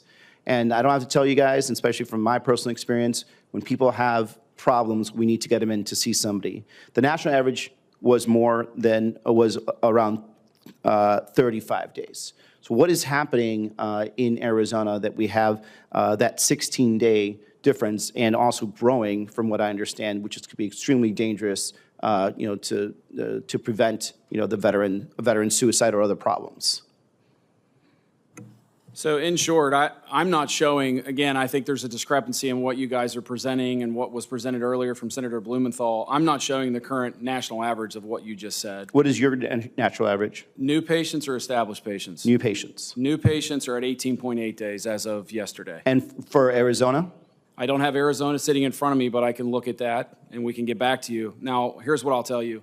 In almost every single market where we have extremely high velocity of growth for veterans, the wait times are more challenging there than anywhere else in the country. No, I understand that, but then now you have this program where you have caps and you're not going to be able to necessarily react into the timely manner when you have, if you want to call it market demand. And unlike, business, what you're talking about is potentially lives of veterans that are on the, knife's edge of suicide. So, these are all really good MBA ideas, but when you're actually dealing with real people, this gets very dangerous. And Senator, let me I agree with you, but let me also just point out a fact that we're looking at we talk about FTE calculations, we saw with the numbers. In Phoenix itself, the number was 24% FTE growth over the last 5 years, 11% contact with the patient. So 11% not only went up 11%, 24% FTE growth.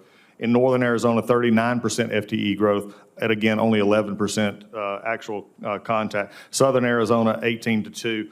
These are showing that we can, and this is why we need this system to be able to move people where they need to so that we can handle areas such as yours. So Look, and again, I know it's all in the middle, but we're working. Right, so FTE doesn't necessarily mean that it's the appropriate people that are actually dealing with mental health. It could be the janitor, things of that nature. So Exactly. So I just want to make You just sure. hit why we're doing this. Yeah. Thank Well, you for I'm that. not sure it's working in the way in a timely manner that's going to bring services to the people as they So need it. If I could say real time, because it is somewhat sticky, right? I said earlier, private sector, they just lay people off. We're not going to do that. So over time, we have to do it kind of through attrition where it makes sense. In the meantime, what we have told our facilities and our network directors, if there is a critical need related to direct clinical care, put your hand in the air. Give us a call, and we will make sure that you have the resources that are needed to care for veterans. Well, I'm just going to go ahead and tell you right now, they're going to need that in Yuma right away. It's hard and difficult to get people to move there because it is a desert, it is rural, so it's going to be extremely difficult to get people to volunteer to move there, and I think it's critical that you get ahead of that and not wait for a demand signal to come. Thank you, Senator, Yield for back. bringing it up. Senator Sheehy. Electronic health records. Go. God, I love my seals. Electronic health records management, as I said last year when I was being confirmed, was an absolute and unmitigated disaster. It come through 2 administrations. In fact, the previous administration just frankly gave up, threw their hands up in the air and said we quit after billions of dollars being spent.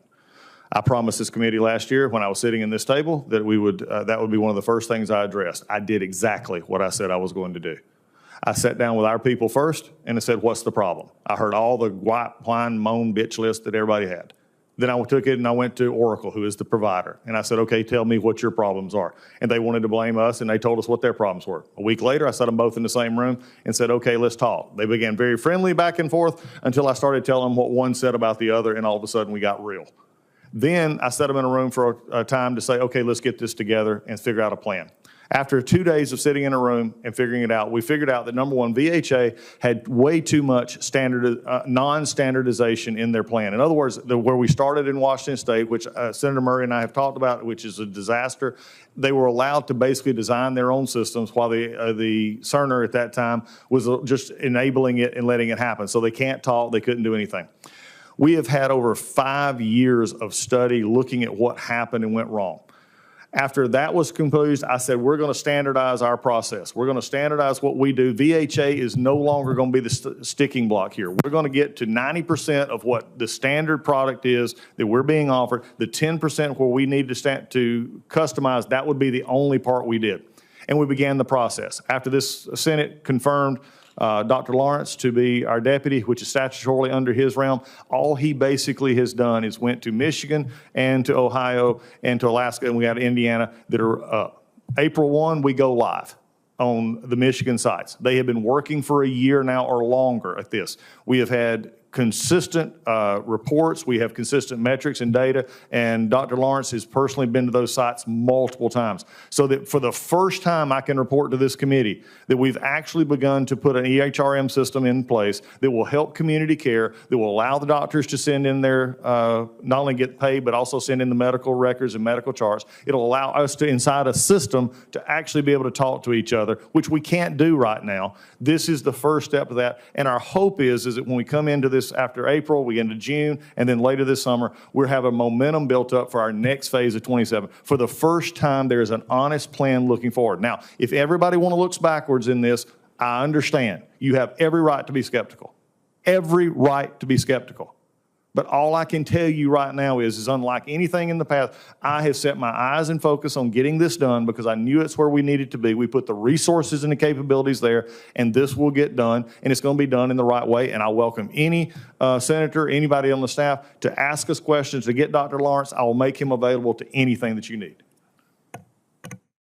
Thank you. Thank you, Senator Sheehy. You were quicker than I envisioned, quicker than anybody else. Senator Slotkin. I should have talked. Thank you. similar, there's bipartisan concern Exactly. about the electronic health record Rightfully modernization. so. You mentioned Michigan. We are set April 1st to be the next state. And I'm going to take you up on this offer that you just made to have Dr. Lawrence come and brief our bipartisan congressional delegation, because I think from both Democrats and Republicans in my state, we are concerned that we have a little bit of a perfect storm. One, you decided to triple the number of locations that are going to go through modernization this year. So we feel like in Michigan, maybe we won't get the attention, that we need. And you're right, Washington was a disaster. Number two, we have over 1,000 vacancies right now at our 4 VA hospitals. Some of them say they're having trouble getting waivers to hire people to help with this. We need to speed that up. And then number three, we haven't seen you guys fully implement all of the VA's IG's recommendations. If I'm wrong about any of that, please just agree to have Dr. Lawrence come and brief our bipartisan delegation. That's all I want is permission to do that. I want to talk about other things. So if you're willing to have him come down, just tell me so, and we'll pepper him with questions. Okay, set the date. Great. We will set the date sometime before April 1st. Also, can I say one thing? I'll make it quick, I promise. OIG reports and recommendations were based on a screwed up, backwards system that is not in place anymore. So anything that's referenced to the OIG report, in all fairness, is like looking at a 1945 novel and not describing That's fine. it I just want us to have Democrats and Republicans from Michigan be able to ask questions to the guy who owns the transfer, okay? Now, I want to turn to the topic my colleagues have been talking about, which is Alex Preddy, your employee, the ICU nurse who was killed over the weekend by Border Patrol. You said in your opening statement that you weren't able to engage on this topic, but you did engage on this topic.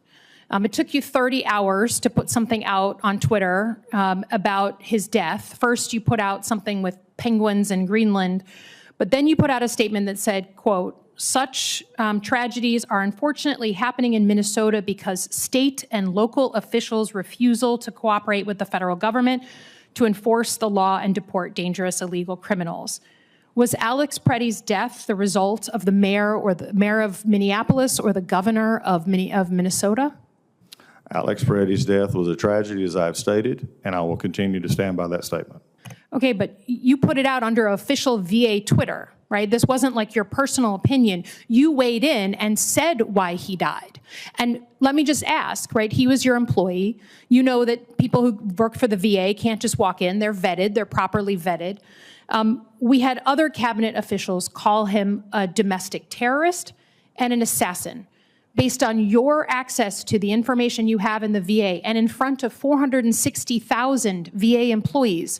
Was this man, in your estimation, a domestic terrorist or an assassin? What I have said about this as being a tragedy, I will continue to say, and I'm not going to make a characterization on something someone else said. It's not. You said that it was the result of local officials blocking their access. You said it. It's not someone else. So if you can't say I made no characterization about Mr. Preddy. You said that his death was the result of, quote, state and local officials' refusal to cooperate with the federal government. Not my words, yours. So you are prejudicing this investigation. You are weighing in on what you think happened. And I just think in front of the employees who have been through a lot this year, that you should at least be able to say to his family that he's not a domestic terrorist or an assassin. Right? People have eyes. They see the video there. And I think we owe him more than that. But to say that you can't engage on it, to say that now that Donald Trump has told the cabinet that now it's okay to have an independent investigation, and all, Secretary Noem and Stephen Miller have to walk back what they've said about this poor man in front of his family. Now I think you can admit that you joined them in prejudicing the investigation of your own employee. And now, can I ask, I understand there was some sort of memorial event yesterday that was held at the VA in Minnesota. Can you say clearly that neither you nor your senior officials tried to stop that memorial from happening? We did not. Okay, because there's an email circulating online right now that says that they were told not to have the memorial and the people went ahead anyways. So I hope that when this email comes out, there's not any of you sitting at this table who had anything to do with the fact that they wouldn't be able to celebrate the life of a man who was killed. Can you speak to that? I can. I've seen the email. That email did not originate from my office or anybody sitting at this table's office. That came from a leadership official in Minneapolis. And so he just woke up, the man who, or man or woman, I don't know, who employed this man, who's dealing with all kinds of fallout and, terrible feeling when people lose that person just woke up and just decided to say that someone else, the higher ups, told her not to have this memorial. She just made that up? I don't know that she made it up, but I can't tell you what her perception of anything was. But what I can say is that we have been supportive in an appropriate time to be able to have a period for their employees to memorialize Alex Preddy. And they did that yesterday with almost 400 people. Well, I hope at noon, which was scheduled. You see how it takes a suspension of disbelief to believe that the woman who is the supervisor of this poor man said that higher-ups told her that she couldn't have a memorial. It seems a little hard to believe, but I yield my time. I'm done. Senator Banks. Thank you, Mr. Secretary, and to all of your colleagues for your leadership, what you do every day to focus on serving our veterans. And especially thank you, Secretary Collins, for we've had many discussions and your leadership and what you're doing to work with me to move the Indianapolis Replacement Medical Center and the Hamilton County Outpatient Center lease forward in Indiana. These projects would replace a really old downtown medical center with a new medical center and an outpatient center that's closer to where most veterans in the state of Indiana live. And I wanted to ask you, Mr. Secretary, can you talk about how this innovative approach could better benefit veterans in the state of Indiana?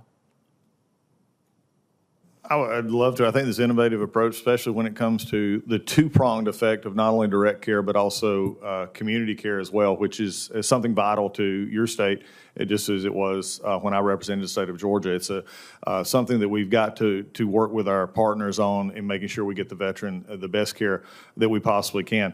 The best solution that I can give you on how this can actually work is from, what we've talked about today, but Greg Goins was actually on the field. A lot of his input came from what you're talking about here, because it wouldn't have been Kentucky and into the thing. I would like for him just to address how this is going to make really this integrated care better as we go forward. Please. Yeah, so the overall integration of care model in the new structure is one that really hinges upon that HSA relationship.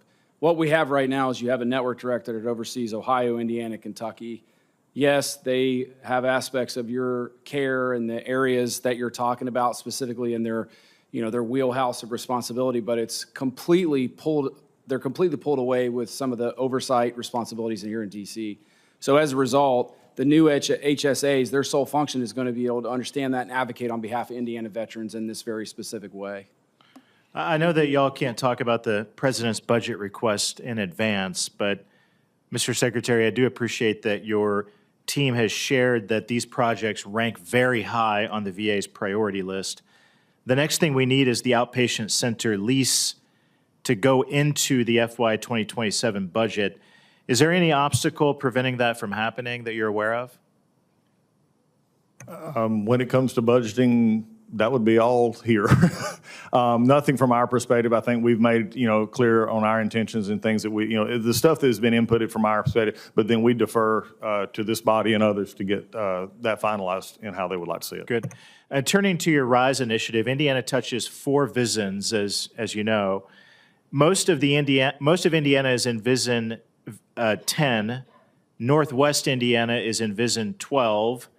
Part of Southwest Indiana is in VISN 15, and a lot of veterans in Southeast Indiana go to facilities which are in VISN 9.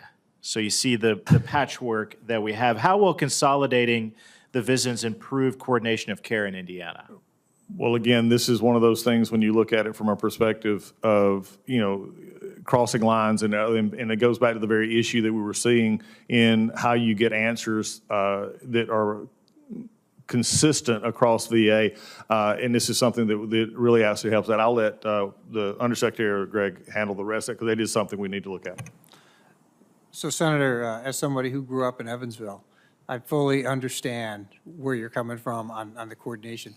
But that's why having the larger VISNs allows for resource across that larger geographical territory as they focus on the strategy and the resources. But in the HSAs, as they focus down on the markets, and we haven't identified what all the HSA delineations are going to be, but the markets can be tighter so that they can focus on an area. I'll pick on my area where I grew up, since from Indiana, the Evansville, Vandenberg tri-state area with, the Henderson, Kentucky area, that's a market, and that's an area. And so as the HSAs, they can cross over those boundaries as they go out, but they're really going to be able to focus on the market aspect of it.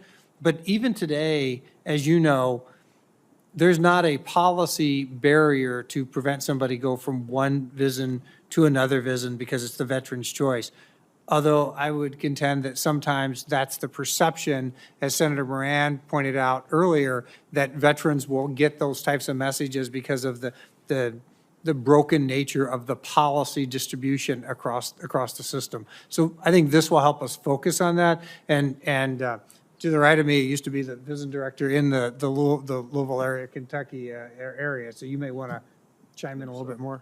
Yeah, the only thing I would say is veterans will continue to have a choice where they want to receive their care. And if they're in southern Indiana, that might be Louisville for specialty care, and I think that you would prefer that as well. What I think is the challenge in the current system is if a veteran in Indiana has an issue, you don't know which VISN you have to go to or which VISN you want to escalate concerns with. So to what Mr. Bartram mentioned, Indiana right now is seen in that larger VISN at a like upper Midwest group of states. And so that would have a singular place for you to go for conflict resolution when a veteran has an issue. So I think it's the best of both worlds, frankly. Got it. Thank you. My time has expired. Senator King.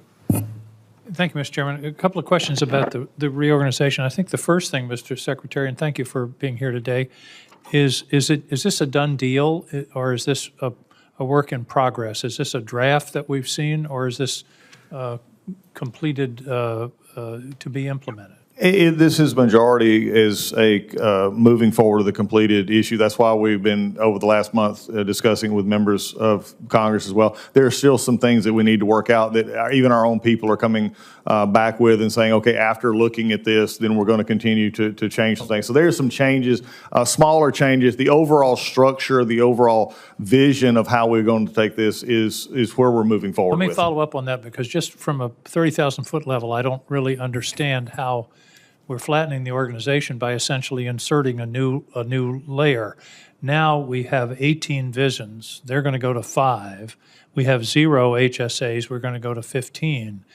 We're going to have fewer VISNs and this new thing called an HSA. I don't understand why we can't simply reorient or change the structure of the VISNs rather than create a whole new level. Seems to me we're reinventing the VISNs from where they were 25 or 30 years ago. Not really, Senator, and I think the problem here is an understanding of what goes back 20, 30 years ago for those who would go back and look at the history of the VISNs and where they're supposed to. Remember, the VISNs at one point in time were not going to be any bigger than 10 to 15 people. Some now actually have literally tens of thousands of people associated with a VISN, which was never intended to be, which is one of the problems that has existed on how you can't get answers out of there. This was one of the, again, key issues for how do we make the executive directors in our, this is what I talk about not being a top-down. This is about the center directors and the clinics being able to get direct answers with that. That was part of what Greg was tasked with, is looking for that, and can answer that a little bit further. So you have to, if you just look at this on a baseline level, according to what you just said, you could easily make an assumption, which I think would be a mistake, to say that's just adding a layer. Ultimately, this is a fundamental change in the way in which we deliver care, in the way in which we provide support for those that deliver care. No, so it's a fundamental change in the way the organization of the structure is. No, but this you're still going to have VA hospitals, CBOCs, yes, community care. This is a fundamental change in the way in which we provide support to those medical centers. Currently, we have one person over a VISN, whether it's 18 or maybe we reduced it to 10, and they have a bifurcated responsibility, one in which focuses on governance, appropriation allocation, and all the administrative things that have to happen through DC, which still needs to happen. For every day that they spend doing that, which is a lot, having lived in that world for multiple years, that's less time that you can spend to actually engage with the facilities providing support But and couldn't you oversight. just have a deputy in each VISN that Yes, you absolutely- bifurcate that responsibility and instead of creating a whole new layer of I hate to use the word bureaucracy, but that's what it looks like. You absolutely could do that. You could do a bifurcation. The problem is they're still pulled in both directions. A deputy still has to do some of the aspects of what I'm mentioning. This also came from market research. We met with for-profit, not-for-profit, government, and private sector healthcare entities and when we did that market research, we evaluated their organizational structures. This is what is considered a best practice so that you can specialize on the quality and oversight of care delivery as a singular responsibility. That does not exist currently. I'm a little skeptical, as you can tell. I commend you for trying to reorganize and improve the delivery of services. Nobody would quibble with that intent. So I just want to continue this conversation and be assured that this isn't going to simply have another layer and have I just want to be sure those hospitals get what they need. Second question in a very short time, the saga, Mr. Secretary, of the contracts. You know that I've been chasing this since last March, and I requested it at a hearing, I think on March 6th, sent a letter to you, and we've all gone through various iterations. Just a few days ago, on the 22nd of January, we got a supposed new list of the canceled contracts. It turned out it was the old list.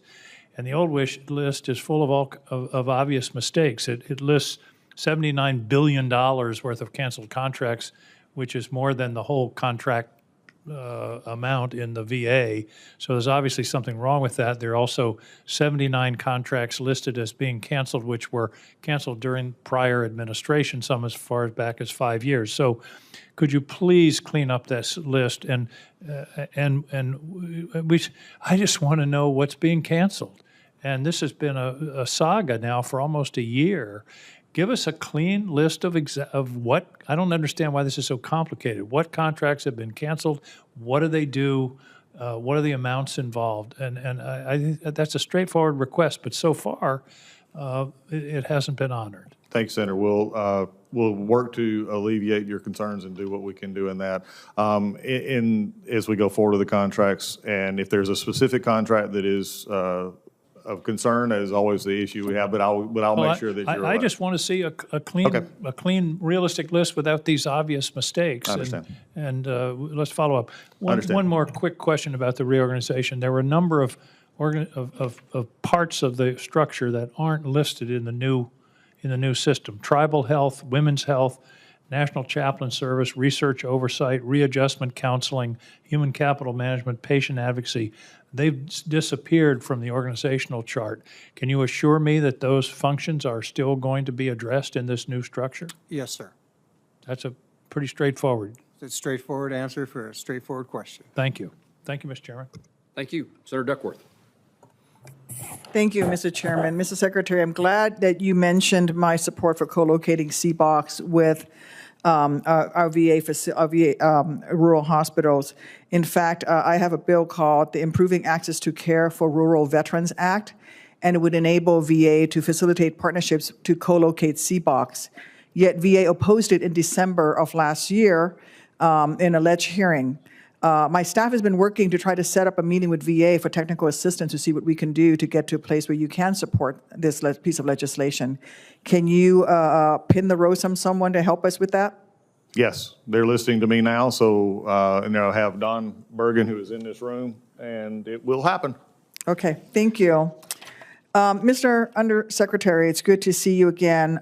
When we met 2 weeks ago, I requested the white paper outlining the development of the VHA reorg plan with corresponding analysis. You promised I would get it once you were confirmed. I still don't have it. I'll follow up with the staff. I know that they had a draft last Friday, so let me see where they're at on that. Okay, because the omission of staffing data from a 9-slide corporate pitch does not change the fact that you removed 40,000 VA employees while planning this reorganization. And if the intent is to free up resources for veterans, then resolving staffing shortages should be at the forefront of every conversation. Senator Doug, yes. can I appreciate go your ahead. question because that Go is a ahead. very real concern. 40,000 jobs or 40,000 positions were not eliminated to implement RISE, and I'll be happy to let Mark Engelbaum explain that from a personnel standpoint. Well, let's do this, Mr. Secretary. Or I can get the information to you, whichever Yeah, so you that's prefer. going to be Not a my problem. question. Mr. Secretary, did you, I assume that you did a detailed impact assessment that the department did, that you conducted a detailed impact assessment for this restructuring plan to mitigate risk to veterans' timely access to health care, right? You did a timely assessment as you're looking at this plan to make sure that Actually, that you mitigated the risks. We are integrating right now the frontline leaders and clinicians to create those exact risk profiles. The point is, the people doing the work are the ones that best know the risk. We couldn't do that just in a small group of people. So that will be done prior to us taking any action. So you came up with the plan before you mitigated, before you identified and mitigated the risks? No, we evaluated appropriate structures, and then we would create a plan. You start with the current state, you look to the future state, you create an analysis of functions, you create a gap analysis, you do a risk mitigation strategy to execute on the plan.